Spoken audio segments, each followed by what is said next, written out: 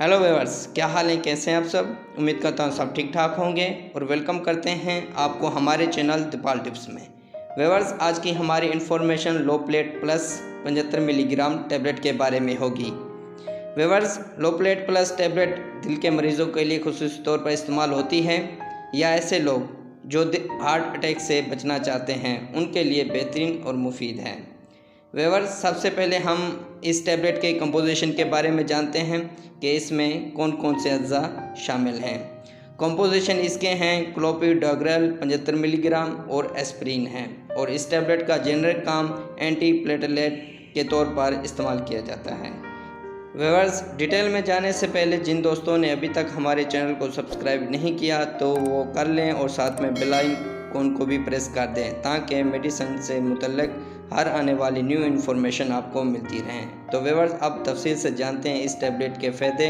ये टैबलेट दिल के मरीज़ों के लिए बहुत मुफीद है क्योंकि ये खून को पतला करती है जिससे हार्ट अटैक का ख़तरा कम हो जाता है। व्यूअर्स, अक्सर 40 साल से ज़्यादा उम्र के लोगों का खून जम जाता है और 50% लोगों में ये मसला पाया जाता है। यानी व्यूअर्स, 40 साल से ज़्यादा उम्र के लोगों के लिए दिल के आर्टरीज़ में खून जम जाता है जिससे हार्ट अटैक आने का खतरा होता है। और इसी तरह 70 साल से ज़्यादा उम्र के लोगों में 80% ऐसे लोग हैं जिनका खून जम जाता है। तो ऐसे लोगों के लिए लो प्लेट प्लस टैबलेट का इस्तेमाल करना मुफीद है। अगर व्यूअर्स 40 से 70 के ज़्यादा लोग ये टैबलेट इस्तेमाल करते हैं तो हार्ट अटैक का खतरा उनके लिए बहुत कम हो जाता है। और इसके अलावा मायोकार्डियल इन्फ्रेक्शन में इस्तेमाल करना मुफीद है। मायोकार्डियल इन्फ्रेक्शन क्या होते हैं? जब दिल के बारीक रगों में जब खून की ब्लॉकेज हो जाए उसकी वजह से खून की सप्लाई बंद हो जाती है जिससे दिल में दर्द होता है और ये दर्द इंसान को दिल के दौरे के बारे में खबरदार करता है और इसी से दिल का दौरा हो जाता है। तो इसके लिए भी इस टैबलेट का इस्तेमाल करना मुफीद है। और इसके अलावा एंजियोग्राफी और एंजियोप्लास्टी में इस टैबलेट का इस्तेमाल करना मुफीद है। ये एंजियोग्राफी और एंजियोप्लास्टी के बाद भी रोज़ाना की बुनियाद पर इन टैबलेट का इस्तेमाल किया जाता है।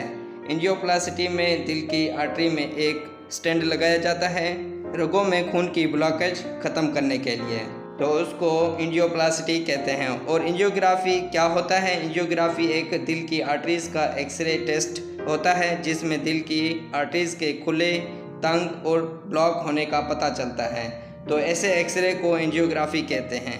व्यूअर्स, अगर कोई एंजियोग्राफी या एंजियोप्लास्टी कराते हैं तो वो लोग इस टैबलेट का इस्तेमाल कर सकते हैं लेकिन डॉक्टर की हिदायत के मुताबिक। और इसके अलावा जब दिमाग में आर्टरीज़ में खून जम जाता है और इससे आर्टरीज़ में ब्लॉकेज आ जाती है जिससे फालिज हो जाता है। व्यूअर्स, जब दिमाग में आर्टरीज़ में खून जम जाता है तो फालिज हो जाता है और दिल की आर्टरीज़ में खून जम जाए तो हार्ट अटैक हो जाता है। तो इससे बचने के लिए भी ये बेहतरीन टैबलेट है।